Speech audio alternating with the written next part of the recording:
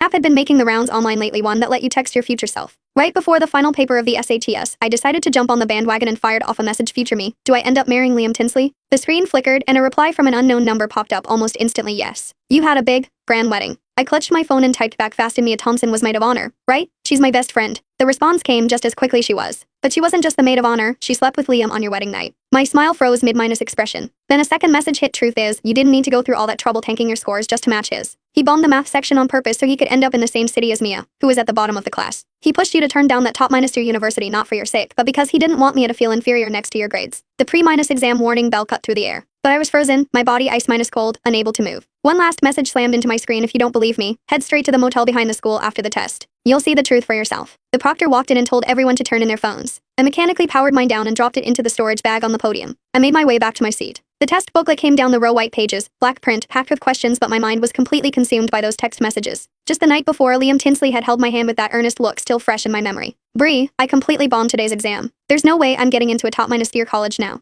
For the last test, could you just turn in a blank answer sheet? That way you, me, and Mia could all end up at the same community college together. We'd never have to split up. If you stay here with me for college, I swear I'll be devoted to you and only you for the rest of my life. Back then, I was so moved I'd agreed without a second thought. For him, I was ready to give up the college I'd dreamed of. But now, that text was telling me he bombed the math section on purpose. For Mia Thompson was my best friend. Petite, soft-spoken, sweet, but her grades were an absolute disaster. Liam was always calling her clueless, saying she was pitiful, telling me I should look out for her. Had they been sneaking around behind my back all along? The exam has begun. Please keep an eye on the time. The proctor's voice rang out from the front of the room. I snapped back to reality and looked down at my answer sheet. If I left it blank, I'd be giving him exactly what he wanted, staying behind at some community college with him. I tightened my grip on my pen. The tip pressed hard into the paper, leaving a dark blot. If those texts turned out to be fake and I scored high, I could always apologize to him later. But what if they were real? Was I really going to throw away 12 years of blood, sweat, and tears for some cheat who'd been playing me? No, I took a deep breath. My eyes stung, but my hand stopped shaking. I poured every ounce of my ability into that test. My pen flew across the page in a frantic scratch. Every single line I'd planned to leave empty, I filled it all. I didn't hold back a single point. The final bell rang out across the entire campus. The SATs were over.